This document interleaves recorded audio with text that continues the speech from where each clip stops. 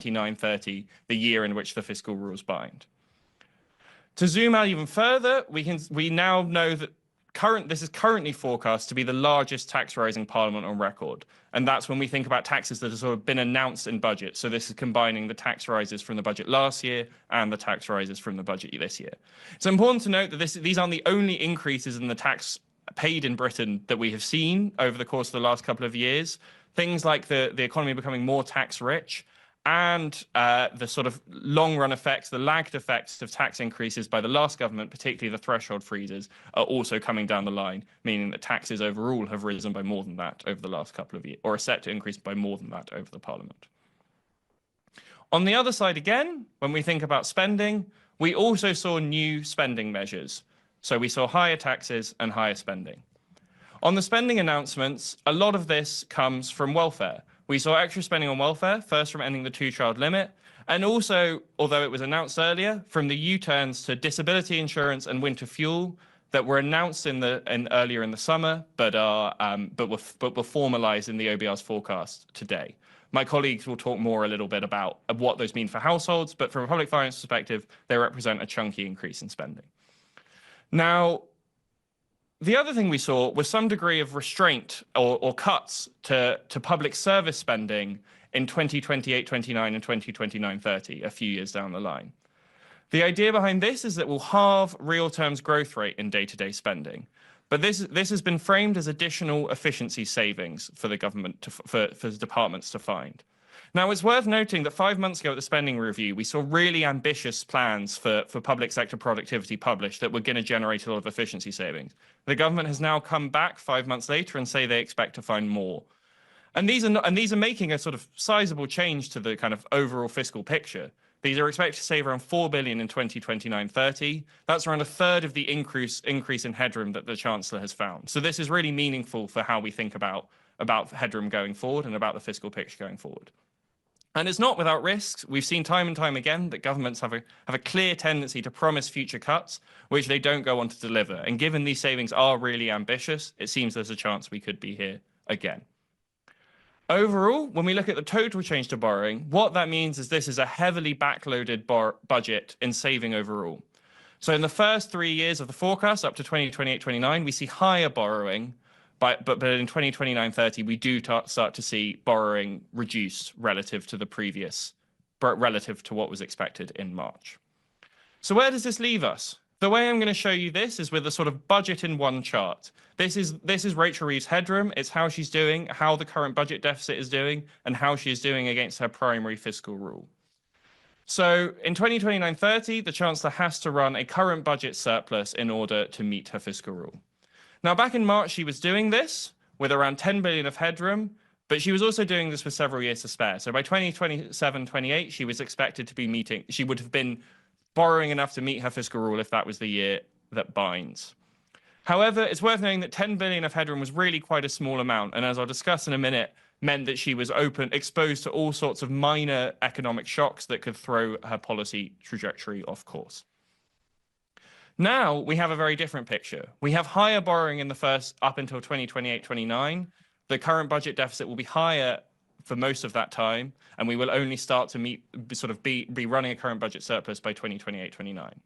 However, in 2029-30, the year in which the fiscal rules actually bind, the Chancellor has built herself significantly more headroom, 22 billion rather than 10. And we should really expect this to reduce the probability that the Chancellor is blown around by external events that are outside of her control or forecast changes that are outside of her control. We wanted to kind of finish, we wanted to get into exactly how likely it was that she would be blown out of course and how much she's done to kind of avoid that. And the question we can ask there is, will we all be here again in the spring? Will we be facing another challenge like we were expecting in this budget? And to do that, I want to talk about something else the Chancellor announced, which is the idea that she will only change fiscal policy, only have one fiscal event per year. That means she's not expecting to make significant change to fiscal policy until next autumn. However, she has said that if the OBR forecast has a large enough negative economic shock that it provokes a response, there will be a return to an additional fiscal event or policy changes will be needed. So what I'm going to show you is the range of all the shocks we've seen And I'm going to compare them to the kind of headroom the Chancellor has left herself, both in the past and at this budget. So in March 2025, she left herself with £10 billion of headroom. And I'm going to show you now the kind of shocks that would have meant that would have required adjustment with that kind of headroom and those that would not have. And what we can see is a really large proportion of the shocks to the OBR forecasts would have meant the Chancellor would have needed to correct policy in order to meet them. With that kind of headroom, there's a decent chance with the kind of shocks we've seen in the past that we might have been back here in the spring. The Chancellor has now increased headroom to 22 billion, and what we can see is actually a large proportion of those shocks would no longer blow her off course or would no longer necessitate a response to stay within her fiscal rules.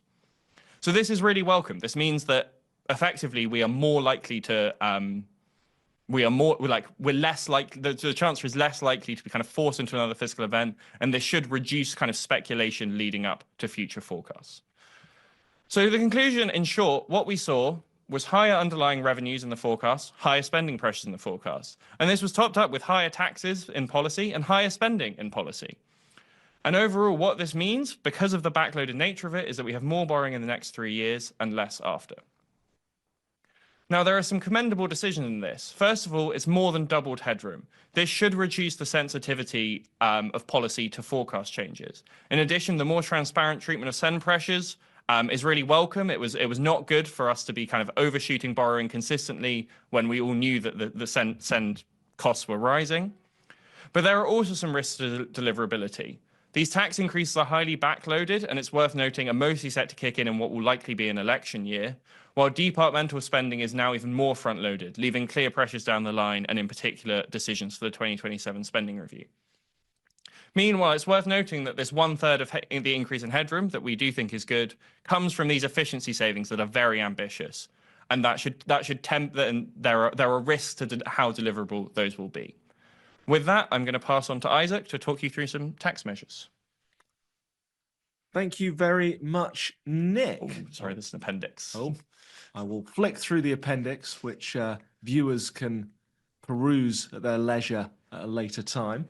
Okay, so I'm going to be talking now a little bit about indirect taxation and capital taxation in yesterday's budget. And broadly speaking, I'm going to cover 3 things. So I'm going to start off by talking about changes to taxes on saving and investment in the budget. Then I'm going to talk a little bit about the so-called mansion tax that was imposed. And then finally, I'm going to talk about indirect taxation, that's taxes on goods and services, and environmental taxation.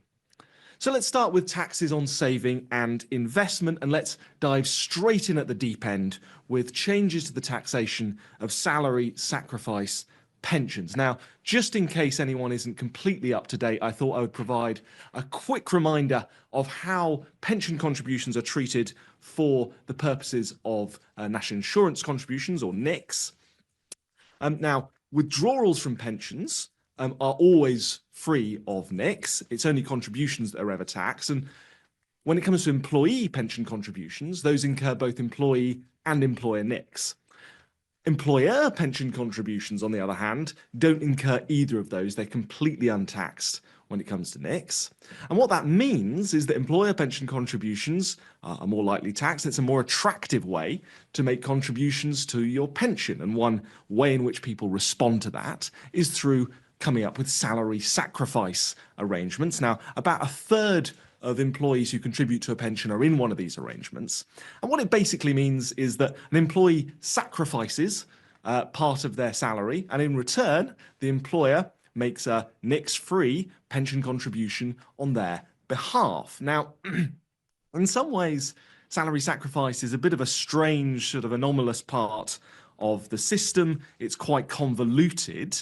And the Chancellor has taken steps to reduce its generosity in yesterday's budget. It's not a tax break that's available to everyone. In fact, a lot of whether you get it or not depends just on whether your employer happens to offer it.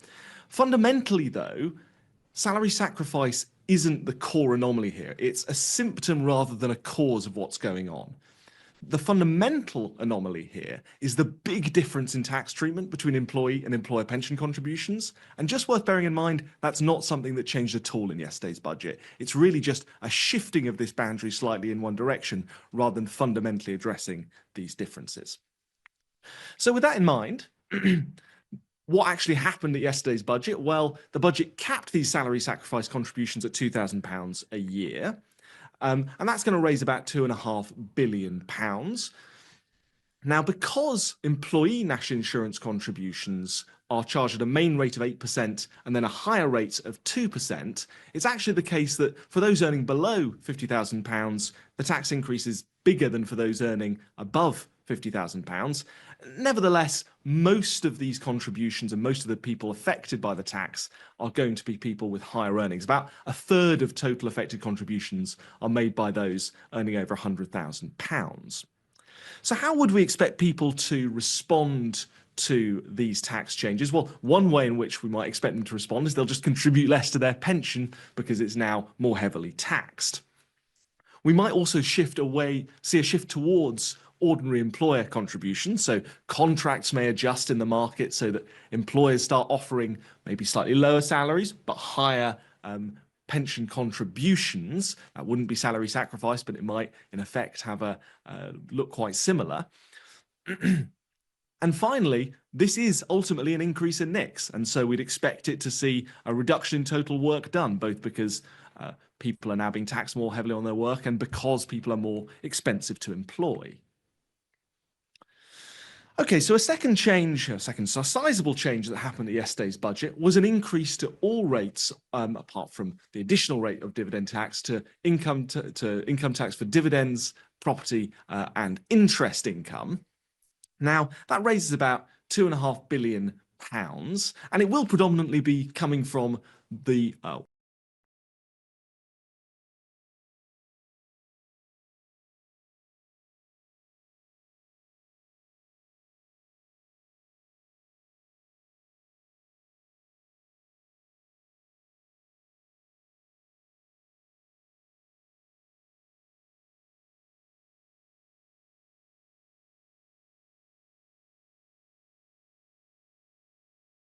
than labour incomes for employees. And this move does narrow that gap to some extent, although worth noting it does also open up some other gaps. However, fundamentally, the problem we have with our system is that we have a poorly designed tax base for capital income. So what we're actually taxing isn't really the right thing.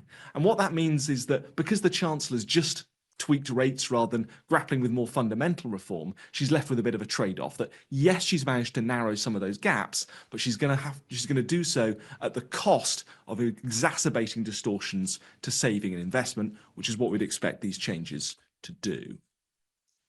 Now, there were also a few other changes to the taxation of savings. I'm not going to go into these in detail. Some of them are quite sensible, like the reduction in CGT relief for employee ownership trusts. Some of them are much less sensible, like the changes we saw to ISAs. We can talk about those more in the Q&A if people are particularly interested. The next thing I want to talk about is the high value council tax surcharge, which some people are more colloquially calling the mansion tax. This is its official name. Now, this is going to be a new tax, and it's on properties worth more than £2 million as of 2026, and it'll be levied from April 2028. Now, there's going to be 4 bands, and if you're in the lowest band, you'll pay £2,500 a year. If you're in the highest band, you'll pay £7,500 a year. And overall, even though this has caused quite a lot of fuss, it doesn't actually raise that much revenue. And while the individual tax rises are high for those who are affected, there aren't that many properties that are being taxed, so it only raises about £500 million. What will the effect of the tax be? Well, HMRC at least is assuming that basically this all feeds through into reducing the price of the taxed properties. In terms of who we think will actually be paying this tax, well, we don't actually have good data on the real-time value of all properties in the UK, but what we do have is data going back over the last few years on the price at which properties were sold. And if we look at that data, what we find is that about a quarter of the properties sold for over £2 million, so the kind of properties we might expect to be subject to this tax, are in just 3 boroughs of London: Kensington and Chelsea, Westminster and Camden, and about 70% of those properties are in London and the South East. So a very geographically concentrated tax base for this new tax. Now, council tax, at least before discounts, is, as Helen said in her opening statements, regressive with respect to property value. So people who live in more valuable houses actually pay a lower share of their property value every year than people in more modest homes. So there is at least a certain logic to increasing tax on high value properties. And if you want to increase tax on those with a high amount of wealth, then taxing property is probably one of the least economic damaging ways to do that. But fundamentally, the issue here is that council tax, which is paid by, which still applies to all properties, is still absurdly based on 1991 property values. That hasn't changed. That isn't being reformed. Basically, what we saw yesterday is a bolt-on to the existing, desperately in need of reform council tax system that essentially just makes the current system even more complicated. This is really not fundamental reform. So finally, I'm going to talk about indirect taxation. So that's taxation on goods and services. Now, one of the things we saw quite a lot of changes to in the budget is how we tax motoring. And probably the most eye-catching change was a new 3p per mile tax on electric cars that will come into force in April 2028. Now, that raises about £2 billion in 2030, although in the long term, it's going to raise quite a lot more as electric vehicle adoption increases. So by the time all cars are electric, the OBR estimate it'll be raising about £7 billion a year in today's terms. So in the long run, this is actually the second biggest tax raising measure in yesterday's budget, just after the threshold freezes, which Tom will be talking to you about in the next presentation. And some of that revenue, will go some way to offsetting the lost revenue from fuel duty. So when we transition fully to electric cars, there won't be any more revenue from fuel duty. Now, one effect you might expect this policy to have is that maybe it would reduce the take-up of electric cars, seeing as they're now being more heavily taxed. One factor weighing against that, however, is that the government has in place something called the Zero Emissions Vehicle Mandate. And what that actually means is that the share of electric cars sold as a share of total cars can't fall. That's mandated for the sellers of cars. What that means then is that insofar as this policy does reduce demand for electric cars, the market will have to adjust in order to keep those shares of electric cars sold constant. So pretty counterintuitively, we were seeing a tax on electric cars, which ultimately we would expect to increase the price of petrol and diesel vehicles.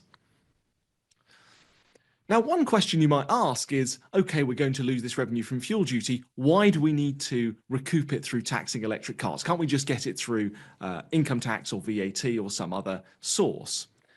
Well, there is one really good argument for having a tax on motoring, and that's that it imposes significant costs on the rest of society, largely on other road users. Now, these are government figures that estimate the breakdown of those costs imposed on society. And as you can see, the vast majority of those costs are in the form of congestion. Now, you also have other costs, accidents, greenhouse gas emissions. Obviously, you won't have those for electric cars. And then a small residual category. Worth just pausing here for a second to note that Rachel Reeves made quite a lot of fuss about this being a tax aimed at compensating for the fact that electric vehicles wear out roads, that there's wear and tear to roads as a result of driving electric vehicles. That's actually a cost that is a subset of that tiny little blue sliver. So it's really not a very good justification for having a tax like this. If you're going to tax driving electric vehicles, it should be for correcting something like congestion or accidents. Road wear and tear really isn't a reasonable rationale for this kind of tax. Now, what I'm showing you on this chart is the cost of congestion by miles driven. And this is a little bit complicated, but the main point I want you to take from this chart is just that a lot of the cost of congestion really comes from a very small number of journeys. About 50% of congestion costs are accounted for by just 3% of miles driven. And that kind of makes sense when you think about it, right? If you're driving down a country lane for many miles, you're not going to impose congestion costs on people. If you're stuck in traffic in central London, you might not travel very far, but you're going to impose a lot of congestion costs. Now, yesterday's tax is just taxed at a flat rate. And that means that it isn't really related at all to this congestion externality.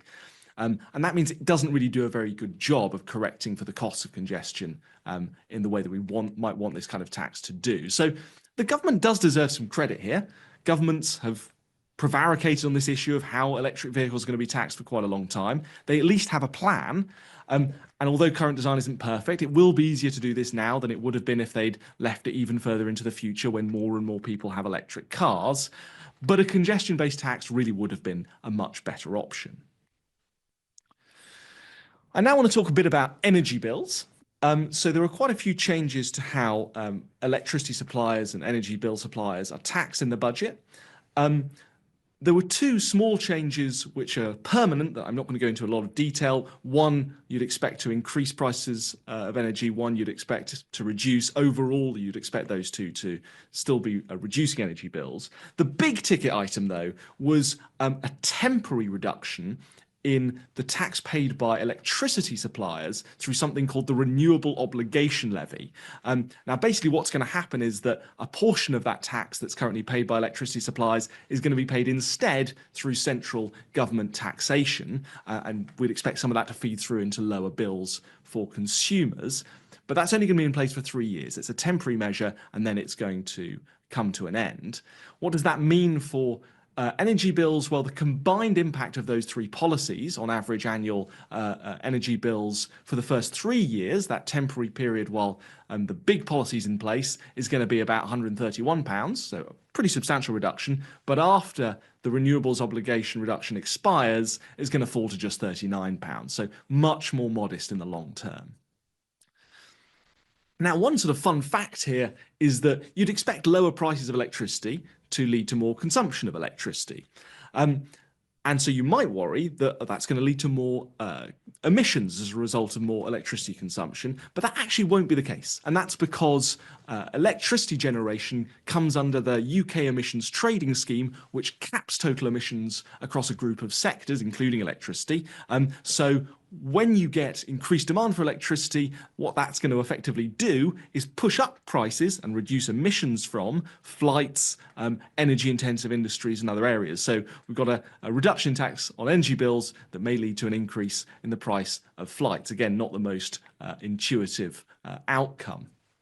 Now, there have been a whole bunch of other changes to indirect taxation. I'm not going to go into these in detail, just to say that, as Helen mentioned, really were a lot of tax changes in this budget. This really wasn't a budget that gave a recipe for stability and simplicity in the tax system. So just a few conclusions. One real theme of yesterday's budget that across a range of measures, we increased taxation, or we saw taxation increase on saving and investment, and that will weaken incentives to save and invest. Now, there were a few little glimmers of reform there. It was the case that we finally have a plan for how electric vehicles are going to be taxed, for instance. But really, all too often, the story of yesterday's budget was sticking plaster solutions that treated the symptoms rather than the underlying causes of the UK tax system's growing malaise. We have capital income tax rates that increased, but without any real attempt to reform the tax base. That is what we're actually taxing, which means we're going to get distortions to saving and investment. We saw a salary sacrifice change that tweaked the boundary, but didn't deal with the fundamental gulf between how employee and employer contributions are taxed. And we saw a change to council tax that bolted on a little change for the most valuable properties, but left the vast majority of council tax completely unchanged. In fact, we now have a more complex system than we did before. And we had a tax on electric cars that, while it's laudable the government's looking to tackle this issue, really doesn't target congestion externalities well at all. So that's going to be all from me. I'm now going to hand over to Tom, who's going to talk about a few more tax measures and also about some of the benefit measures in the budget. Thank you very much, Isaac. Yes, so there's one key tax measure that Isaac didn't cover. I'm going to talk about that and the important welfare measure we heard about as well. And then the tax world, the most important measure in revenue terms was, of course, the freeze to tax thresholds. So the context here is that almost all major personal tax thresholds have been frozen since at least the middle of 2022. In real terms, that implies a tax rise. Now, previously, the existing plans had been to go back to normal inflation at rating in April 2028. Yesterday, we learned that the Chancellor has pushed that back to April 2031. So that's a 3-year extension to the tax freeze. So what does this do to tax liabilities? So what I'm showing you here is on the horizontal axis is employee earnings, and on the vertical axis is the increase in tax resulting from yesterday's announcement. And basically the message to take away here is the extra tax you see depends on where in the income tax schedule you are. Basic rate taxpayers will see a £220 tax rise, higher rate taxpayers £600, and a little bit less for additional rate taxpayers.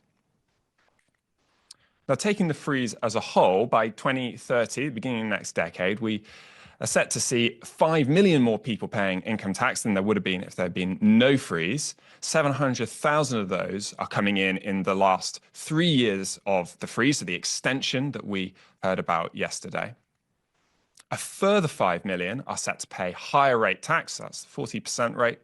1 million of those are coming in that last 3 years.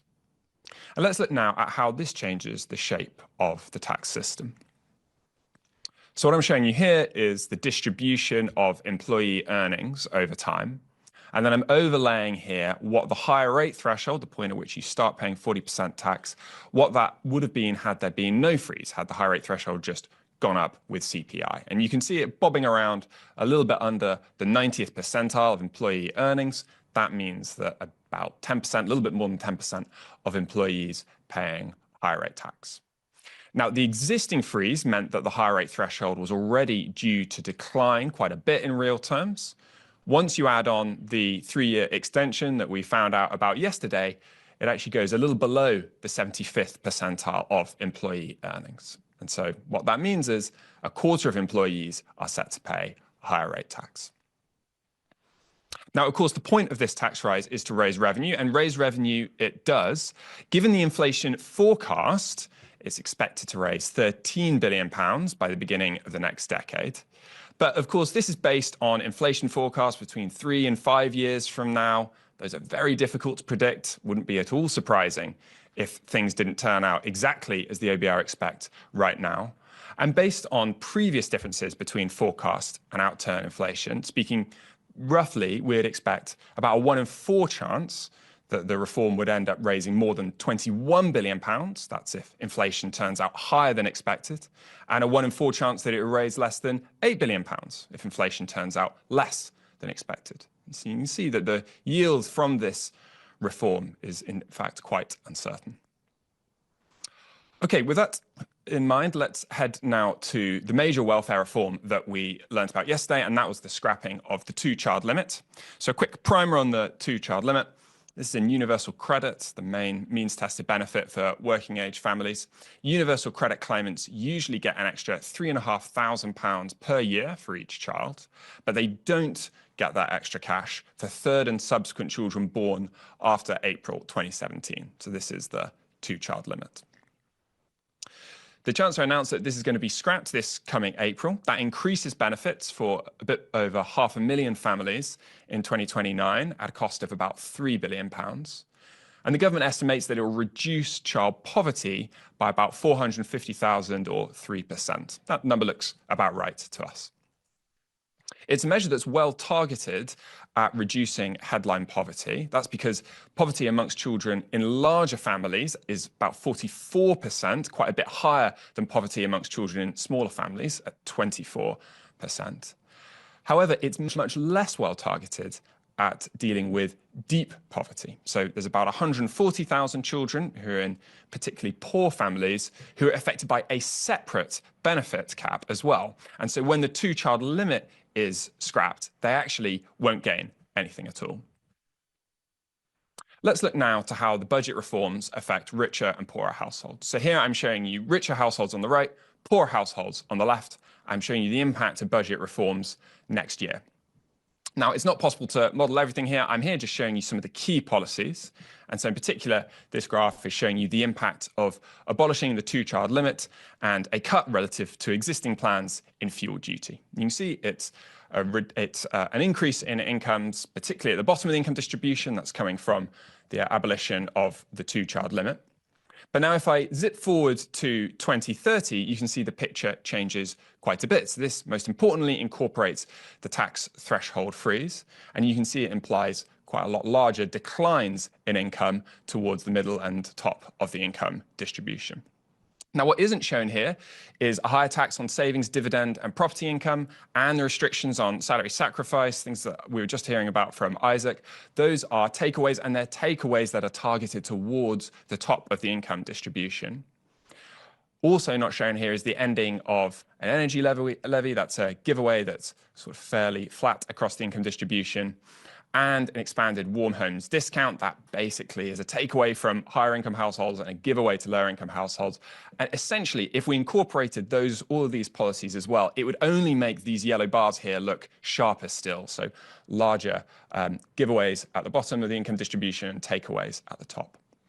But the basic message to go away with is that what we're seeing here is similar to what we saw in the public finances, where the Chancellor is loosening things in the short run in order to tighten in the long run. Similarly here, we're seeing a giveaway next year in the short run, but that will be compensated by a takeaway in the longer run through higher taxation for middle and particularly higher income households. Now, moving away from these individual reforms, an important part of the bigger picture is that the OBR has downgraded productivity. That means lower real GDP per capita. And when you add that together with significant rises in tax, and despite some high-profile giveaways, real household disposable income growth remains really pretty poor. Here I'm showing you annualized real household disposable income growth per capita over different parliaments, and you can see the forecast for this parliament is one of the weakest in recent decades, beaten only by last parliament. So to conclude, we've been looking at two of the highest profile policy decisions, and in many ways they couldn't be more different from one another. One of them is a big, broad-based but somewhat uncertain tax rise, and another is a much smaller policy. It's a targeted benefit rise going to a small number of households. And of course, these decisions matter, but in the long run, the key to living standards growth will be found in rising productivity. I think it's fair to say there's more to be done there. I'll hand back now to Helen to take some of your questions. Brilliant. Thank you so much, Nick, Isaac and Tom. And let me use this opportunity to say a really big thank you to all of the other colleagues who have worked behind the scenes, many of them actually literally overnight without going to bed to put this analysis together. So thank you very much. It's now time to come to your questions. There are already lots of questions on Slido. Please do keep adding your questions and voting for the ones that you would most like to know the answer to. We have lots of my other wonderful colleagues online on the call, so I'm going to bring them in for some other questions. And I'm going to start with a whole set of questions about special educational needs. There are lots of questions on this theme, so let's take a few of them together. And perhaps I'll start by asking Luke Sibieta to pop in and answer some of these, but I might call some other colleagues too. So the set of questions are basically around what is happening, why is it rising, and what does it mean for other education spending? So Luke, let's start, if we can, with give us a sketch of why is special educational needs and disability spending rising? Well, we could spend quite a long seminar on this, but I think let's try and keep it as brief as possible. So predominantly there are three main things that are happening. First, there's a really rapid rise in the number of pupils with high cost special educational needs, those who are entitled to education, health and care plans. So those plans set out the provision that pupils are expected to have and put statutory duties on councils to provide it. So there's kind of an automatic escalator happening because of the rising numbers of pupils. Secondly, there's also been capacity constraints, and that's because supply hasn't increased in line with demand. And that's meant, for example, that say a pupil who need a special school place and there aren't enough state-funded special school places, the government then has to go looking in the independent sector, and places in the independent sector about £65,000 per head compared with about £25,000 per head in the state sector. So that naturally pushes up costs. The third is kind of is kind of more nuanced, is that there isn't really much of a value for money test in the system about whether the provision is meeting children's needs, and that's resulted in a system that provides lots of extra spending but really patchy levels of quality. Great. Another question that maybe we'll start with you, Luke. Maybe others can jump in if they want to. Is basically there's lots of questions of the same ilk, which is there a risk to frontline education spending? Now the government is bringing this in central government budgets. Will this basically mean more spending for special education needs at the expense of other educational budgets? Maybe walk us through what we think we do and don't know about the government plans here. Well, so the government has said that provision for special educational needs will be funded from total government spending from 28-29. Now that's already meant to happen. So what's actually changed is a bit mysterious, but basically it means that the government is taking responsibility for the projected 6 billion funding gap that's expected to be there in place in 28-29, and we learned that because of these really helpful OBR forecasts. The government now essentially faces a set of choices about how to fill that gap. The first thing it could do is try to slow the growth in spending on special educational needs. Given that's grown by about 14% in real terms, that seems like a natural first priority for government, and one that I'm sure the government will be seeking to tackle as part of its white paper expected for the autumn, for the new year. It's been kicked down the road a couple of times. Secondly, it could top up the schools budget, so that the Department for Education has more money to spend on schools, so that it can spend more money on high needs.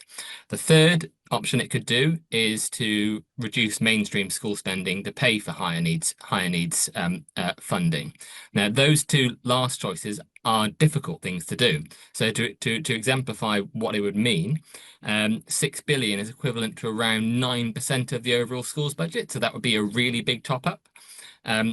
6 billion is about 11-12% of the overall mainstream schools budget. So raiding the mainstream schools budget to pay for high needs funding would have really quite serious implications as well. So the government faces three choices: slow the growth in spending, top up the schools budget, or reduce mainstream school funding. Brilliant, thank if you. I might come in there briefly as well, Helen, and just say that obviously one of the things we haven't heard about in the budget is what's going to happen to the existing deficits that councils have incurred so far for high needs funding, and they're expected to still continue to incur over the next 3 years. And I think here the government needs to think quite carefully about the incentives it creates for local government, because as it stands, local government are sort of basically borrowing or kind of holding this money outside their sort of main accounts, these deficits they're running up. Now, if in 2028 the government says, well, look, from that point on, we're going to write off the deficits you've incurred, in effect, that removes the incentive for local government to control the spending in the short term. So I think we expect to hear a bit more in the local government finance settlement in about a month's time, or 3 weeks' time, what the government's plans are for the existing deficits.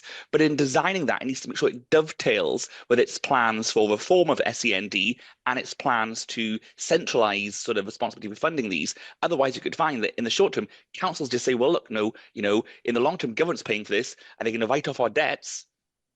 Why do we kind of have to do the difficult choice of actually working out the kind of the line here? So I think there is a real issue about making sure that the incentives for local government to make sure they're delivering on their statutory duties for sure, but also that they can controlling spending also in place.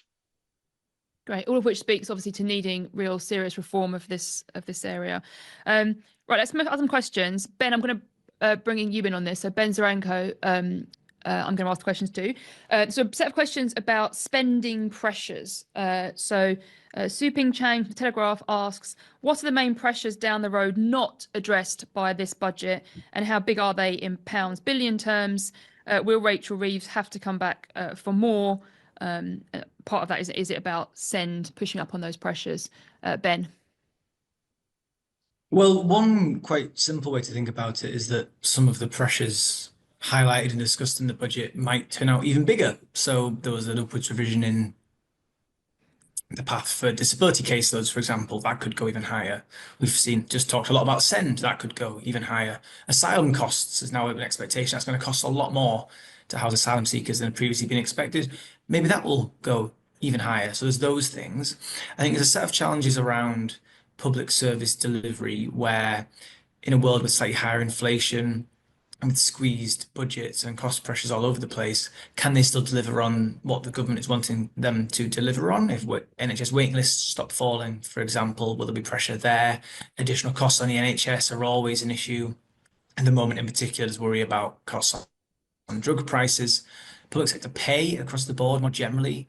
You've seen strikes in the NHS at the moment. I think keeping public sector unions happy in a world where departmental budgets are growing only slightly faster than inflation, allowing for, if you look in the belly of the OBR forecast, it assumes that there'll be about 2% nominal pay awards for public sector workers in the medium term.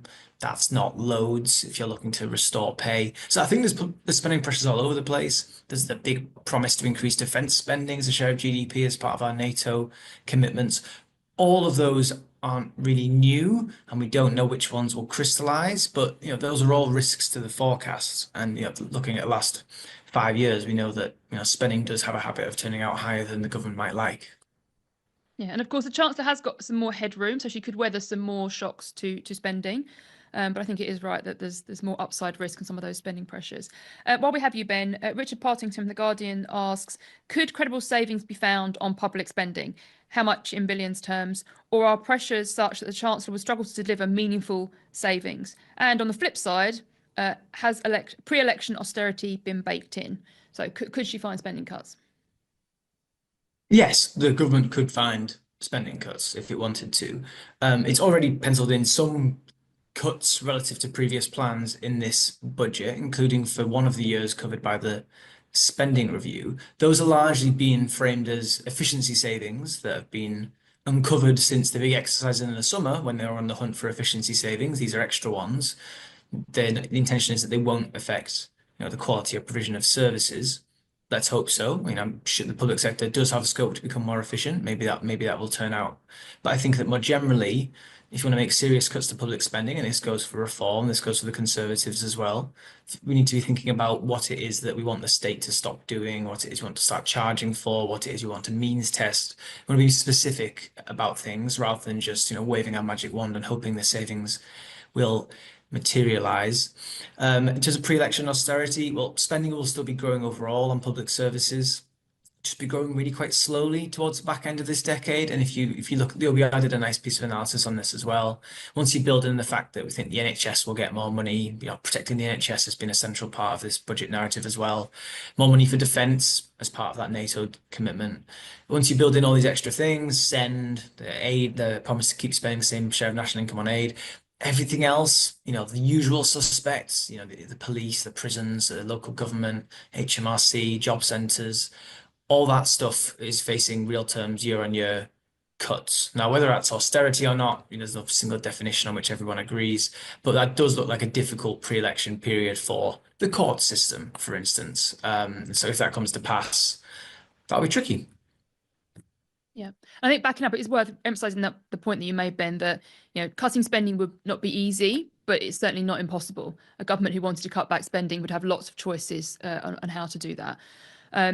Okay, let's go to the top question here, who is from Torsten, or I suspect not Torsten Bell, saying, do you agree with the Resolution Foundation that I'll ask you this to you, Tom, that millions of workers would have been better off if their income tax rates had risen rather than their thresholds being frozen? So no idea what the Resolution Foundation numbers are, but question there really about how income tax rate rises would compare to threshold freezes.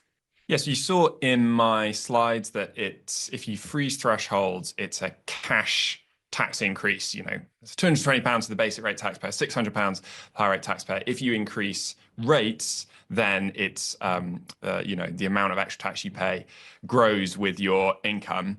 That does mean certainly there would be workers who would be better off under a rate rise. There'd be other workers who, of course, would be worse off. It is, broadly speaking, it is a more progressive rise if you want to use rates rather than to use thresholds. I mean, I'd say in bigger picture terms, it's part of the overall decision the government makes when they decide how redistributive do they want the tax and benefit system to be. So I don't think in that sense that there's a kind of a clean right or wrong answer. I suppose it is true that the government felt more constrained here in the sense that they quite explicitly ruled out increasing income tax rates in the manifesto, and so perhaps they were choosing out of necessity rather than out of the way they really think the tax system ought to look. Great. So another question here from Ali Line at City AM saying, given the extent to which the Chancellor chose to backload tax hikes at the end of the Parliament, close to an election year, how likely do you think it is that they will be introduced in full? Perhaps I'll take that one first. I mean, one thing worth saying is that they could put them in full, and some of them will be easier to do than others. So the threshold freeze has tended to be a way that chancellors have increased taxes a lot, with actually very little rumbling, partly because it is pretty stealthy. There's no day in which pay slips show a big tax rise. So that might be one that actually they don't have to do anything for it to happen. It will just happen. Some of the other ones, new tax on electric cars, salary sacrifice, maybe that would be harder to bring in near an election, and harder if you're also trying to pare back spending. So not impossible, but harder to do. There's other questions here, Isaac. I'll ask you some of these. I mean, unsurprisingly, given we made a big play on how important reform is, the questions are all of the format, so why don't governments do it? If it's so good, so why do successive governments flat out refuse to reform taxes when it's clearly needed? Do they understand? Do they not understand? Do they fear voter backlash or their jobs, or do they just cruise along taking the path of least resistance? There's another question that I can't now find, but that was basically of the form, what's so good about tax reform? Why bother doing it? Would there be any losers? Isaac. Well, look, I think the answer to that falls into a few different buckets. So one bucket is that I think sometimes government does genuinely misdiagnose the problem. So I think there is an issue with these higher rates of tax on capital incomes, for instance, where I think the government's rightly seen that, okay, those rates are quite a lot lower than they are on employee incomes, and there's a gap there and they want to narrow it. But you really need to take a slightly wider view and realize that if you're just going to try and solve this one little micro problem by making a tweak without taking a broader view of the overall effect the tax system is having, you're going to end up in this horrible cycle where, okay, you fix one problem, but you make another one worse. I do think there is also just another big problem, and you see this, I mean, council tax is a great example of this, that whenever you try and update a tax, when you try and reform it, there are going to be a lot of winners as well as there are going to be a lot of losers as well as winners, and those people who lose out, even if they're a smaller group, tend to be pretty vocal. So it's clearly insane that we have a council tax system that's based on what your house was worth, 1991. I don't think anyone would think that's a sensible system. But if you update it to the most recent property values, there are going to be some people whose houses have grown more in value than others, and they're going to end up paying more tax. And in general, I think people just tend to react worse to changes than they do to an unfair status quo. But I do think we should all try and really focus on the fact that just because something has been in place for a long time doesn't mean it's a good system. Often it can have lots of unfairnesses and inefficiencies embedded in it. And I really do think that it's a shame that the government hasn't taken this opportunity to undertake more fundamental reform rather than these little sort of fiddly changes around the edge. I think the one line summary of that is I think we spend too much time focusing on the losers rather than who's losing from the current system. And actually, we should think about the winners from tax reform. There's a question here that I'm going to ask because I know Stuart's going to love it. So I'm going to bring in Stuart Adam a bit on this theme of tax reform. Stuart, why don't you, and it's true for me too, why don't we like the change to cash ISAs? My team are laughing because they know that Stuart's going to love this question. You're welcome, Stuart. Yes, thank you. Broadly speaking, because we don't want to discourage people from saving and investing.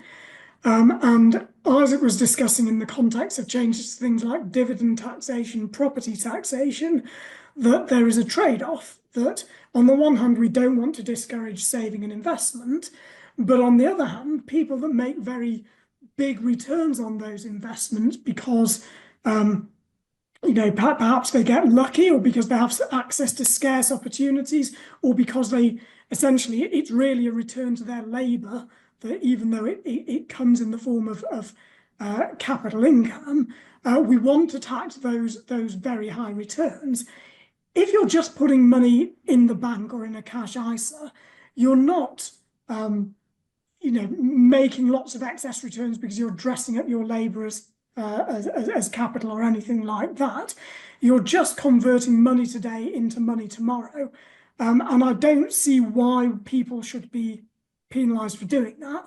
It's it's neither fair nor economically efficient. And so what I would like to see happen is that people who just make the kinds of returns you can make in a cash ISA or in a bank account can get that tax-free. And so I would like to just have, bank accounts and cash ISAs essentially unlimited tax-free, but tax those kinds of assets where you can make higher returns than that. We tax those kinds of excess returns. So the short answer is because all you're doing by some people for saving money in cash is penalising them for saving, for wanting to spend their money tomorrow rather than today. I don't want people to do that. Brilliant. Thank you very much. Nick, there's a factual question here that we can just do really quickly. It's can you confirm what you mean by the economy becoming more tax rich? And this is important because it's a big part of the story as to why Rachel Reeves had a much better outcome than she expected. Yes. So what we've seen this year and last year, and this is relative to what the OBR were forecasting previously, was that real wage growth is going to be higher than they were expecting. They had pretty low expectations before, but now, and they have revised those upwards. That kind of means two things for the whole economy. One is that more of the economy is more of income is coming from labor. So broadly, without the economy growing anymore, if you have higher wage growth, you're seeing higher labor incomes. We tax labor more heavily than we tax other parts of the other types of income. And so more labor income as a proportion of the economy means we'll have higher revenue, means the government will get higher revenues. Also, broadly, if you have higher wage growth rather than sort of corporate profits or something, the kind of expenditure that households do with that wage growth is consumption is more likely to be consumption rather than investment. That's something we charge VAT on. So that also is kind of more tax rich. And that means both our consumption and our incomes, our expenditure and our incomes as a sort of economy are larger. So that's kind of the basis of it. Great. So another question, I'll come to you as well, not on Nick. Different type of question. The Chancellor announced the OBR will, in sense it's not about tax rich. The Chancellor announced the OBR will only be required to assess compliance with the fiscal rules once per year rather than twice. However, the OBR will still be required to produce 2 forecasts annually. Is this significant? So it's a little bit of a weird one. I think it's got to be taken in the context of the other things the Chancellor has done today. So if the Chancellor had left herself a really minimal amount of headroom and said this, I think we'd all be saying, okay, but if the OBR puts out a forecast in 6 months' time and that says you're missing your headroom, even if it says the current budget surplus is you've got a current budget deficit in 2930 or whatever, so that means the headroom is, everyone will be able to work it out. I don't think she'd be able to get away with it. I suspect what that would mean is it wouldn't really be a credible claim. I think it's likely that you would expect with this forecast that there would be some kind of policy correction. However, with the much larger headroom she's now got, it seems to me plausible. I think it's more than likely, based on the kind of shocks we're likely to see, that we probably won't be seeing sort of big policy changes in the spring now, because it's unlikely that we're going to see an economic shock that will be large enough to blow her off course. Yeah. I think in my mind, it's significant in the sense that it's a change to the fiscal architecture. This is a change to how we have done things. And if it means less policy tweaking, that could be good. But I don't think it really answers the question at what point Rachel Reeves would do something in that second forecast. Okay, there's more questions. So Ben, maybe I'll bring you in on a question here basically about markets. So if there's a credibility gap on whether the government can deliver this spending restraint and tax rises, is that going to feed through into bond markets? Does the Chancellor have breathing space for the spending review to set out more detail? I mean, markets so far fairly relaxed, Ben. Right. It doesn't look like the market seemed to basically shrug, to be honest, if you look what happened to yields yesterday. And I think that's because they've been led to expect there'll be a big increase in headroom. There was a big increase in headroom. There was extra borrowing going on over the next few years, but that's not, for the most part, feeding through to a higher net cash requirement. So it's not leading to higher levels of bond issuance, meaning that gilt traders don't have to readjust their plans very much, readjust their pricing expectations. So it basically wasn't much of a surprise. I think that's why it was met with a very muted response.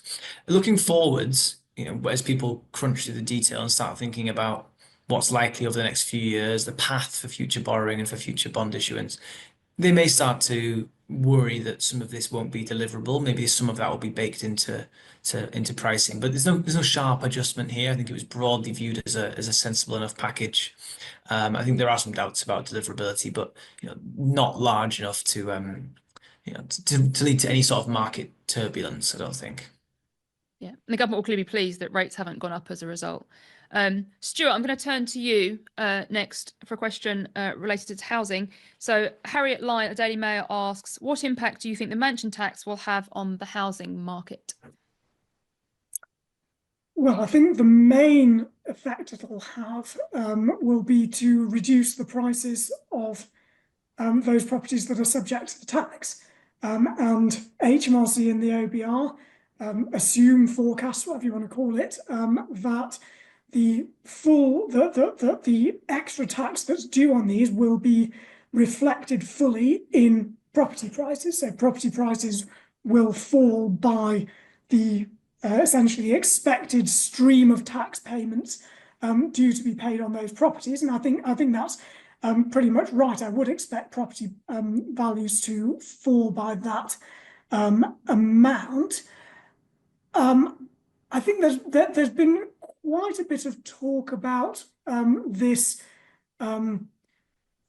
leading to a big fall in transactions and so on. I mean, ultimately, if everyone knew what the valuation effects were going to be, there's actually no particular reason this should lead to any change in sales, or who buys and sells which properties. I think what might do that, though, is uncertainty around valuations, and particularly for properties that look like they may be around the thresholds between the different bands, then there is a risk that the uncertainty about what tax liability is going to go with that property means that sales of those kinds of properties around the thresholds slow down in the run-up to the introduction of the tax. I think that should be a temporary effect. I'm not sure it would necessarily be a huge effect. I think it's likely to be kind of localized around the thresholds, but I think there will be some effect of that, and I think that's one disadvantage actually of the kind of banded structure that the government's chosen for the new council tax surcharge, that it's not just a proportion of value, but there are big jumps in liability across the different band thresholds, and so if you're not sure which band a property is going to end up being in, you might be a bit wary about buying it. So I think there is likely to be that effect, but I think the main thing is just going to be a fall in the value of the properties that are affected by the tax. And can I come in there briefly again? Sorry, just to add on that. I think sometimes people get a little bit confused by this and think that this capitalization effect, this price effect, means it's a double whammy from these taxes, that basically I'm paying more and my property value has gone down. I've faced a double whammy. But that's not really true. In effect, what happens is, as you occupy the property, you face a higher bill. But actually, it's at the point of sale, you no longer face that higher bill. You'd face that kind of that sort of change in property value. And if you sell the property, 4 or 5 years down the line, in today's terms, that reduction in sales value is less because it's happening, 4 or 5 years down the line. So it's not a double whammy. But what it does mean, though, is it's not the occupiers of these properties that sort of, face the higher bill. It is not even the future owners of the properties that face the higher bill. It's the current owners now, because either the current owners now, they'll be either paying a higher bill until they move, or when they sell, then the value is lower at that point. And then the future owners and occupiers, they just pay a lower price for that property, which offsets the higher bill they have to pay in future. So it's not a double whammy, but it does mean it's a tax on the current owners of the property, not the future owners of the property. Great, thank you. Some great economics there. So there's a whole bunch of questions here that I'll just take all together. where the common theme is what could the government do to improve the supply side, to improve growth, improve productivity. So I think one big picture thing to say is that there is no growth lever in the Treasury. There's no magic thing. There's no one thing you can do that just makes this problem go away. If they were, they would have found that.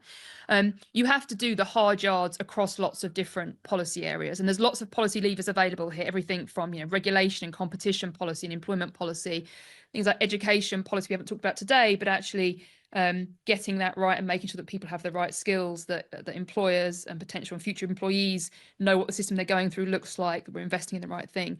So it really is about having good policy in lots of areas. On tax, just to take the area we talked about most today, I think one mistake people often make is to think the government needs to do more to get growth. You need to incentivize something, you had new reliefs or new incentives. Actually, I think a lot of what we need to do is step back. The government is doing a lot of things that disincentivizes behavior. It disincentivizes investment in lots of ways. It disincentivizes risk taking. It incentivizes people to change their legal form, not for the best commercial purposes, but for tax planning purposes. It does more to discourage saving than it needs to. It does more to discourage labour supply than it needs to. Not that you can stop all of those things. Some of them are trade-offs between you want to raise some money and you have to have some distortions, but we have more distortions than are necessary that in order to raise the kinds of revenues we want and achieve the kind of redistributive aims that we want to do. So we have written literally thousands and thousands of pages over the years on what that means in practice. But I think it's about, for any tax you pick, there are problems with that tax. You can go and you can fix it. And to pick one example that Isaac talked about, we have now disincentivized saving and investment by putting up some tax rates. Actually, if we had done the tax rate increases alongside actually changing the definition of the tax base so it's less disincentivizing, that wouldn't have magically on its own affected growth. But if we had that more dogmatic, every term we'll just keep chipping away at this, we'll keep making things better, then I think you would start to see the dial move. Another thing I think worth saying in passing on this topic is that we shouldn't over-calibrate to what gets scored in the OBR. Obviously, every chancellor wants something big enough to be scored, but there'll be lots of good measures that aren't big enough to be scored in the OBR. But again, if you do enough of them and you consistently keep doing them, then I think you'd start to see some effects. And what we saw yesterday, the disappointment wasn't just that the OBR wasn't scoring some of these measures, there weren't really any measures there that were in the ilk of making things better. Let's take some more questions. I'm trying to do some quick fire questions to try to get through some more of these. So there's a different question here. So on levies on international student fees, so I'm going to call on somebody on the Zoom call to jump in here. With a set levy on international students instead of a percentage of fees, will universities simply increase fees and transfer the burden onto students? A question about student fees. Who wants to jump in on that? I'm trying to look at my list of who I've got on the call. Hello, that's me. Oh, Can you hear me, Helen? I can. Hello, Kate. Lovely. Thank you. Right, yeah, so we had expected a levy on the tuition fees paid by international students. We thought that would be a 6% levy, so 6% of the fees they pay. Instead, the government's now proposing a £925 flat fee per student from 2028 only, so not straight away. And that will not apply for the first 220 students at any single provider. So this means some small specialist arts providers like the Royal Academy of Music will be taken totally out of this paying this levy. Whether that gets passed through into tuition fees will depend on the relative elasticity of supply and demand for international student places. The government assesses some of it will likely be passed through in the form of higher fees, but we will still see a decline in international student numbers. So partial pass-through was the government's assessment. Great, thank you. A bunch of questions. People get very excited about EV taxes. So maybe Isaac, I'll come to you first. Maybe we can bring Stuart in if we want to. So a practical question about how would the new EV road tax be collected? And more broadly, how could motoring taxes be targeted at congestion? Is there a simple way to do that other than creating more congestion charging zones? Yeah, great question. So on the first question of how is this new tax per mile going to be collected, the simple answer is that it's going to be collected basically when you go for your MOT. They're going to check how far you've driven, but actually at the beginning of a given year, you're going to estimate how much you're going to drive in that year. You'll pay the tax on that estimate. When it comes to your MOT, they'll check how far you've actually driven, and they'll sort of correct how much you paid as a result. So that's basically how it works. There's also, when you buy a new car, as most people will know, you don't have an MOT for the first 3 years. So there's a new process being sort of dreamed up with the DVLA being involved, and they're going to check your mileage in those years. So there are some sort of plans in place as to how this is actually going to work in practice. I've completely forgotten what the second part of the question was, Helen. Is there another way to more simply do it? If you want to do a broad congestion charging, Oh yeah. do we have to do more zones, or can we do a road pricing? The thing about congestion is that basically the costs vary a lot depending on when you're driving and where you're driving. So you really need a tax that varies on that basis. So you could imagine some technological solutions that would allow, road pricing, for instance, to vary on when roads are particularly busy, particular times, particular places when they're busy. And that would be like the ideal solution.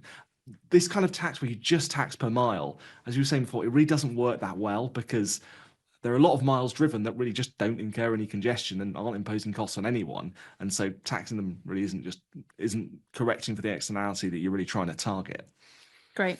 So we're almost at time. Let me take one, maybe two, but one more question. Is this spend now, pay later budget an